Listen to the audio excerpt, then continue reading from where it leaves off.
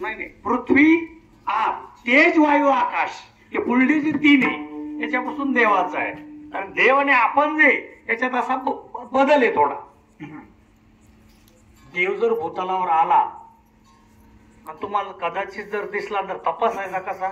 आता आपल्या पापण्या हलत्यात, कमी जास्त पापण्या हलत्या, आपली सावली उमटते, त्या देवाच्या पापण्या हलत नाही, त्याला भूक लागत नाही, पुन्हा त्याची प्रतिबिंब सावली पडत.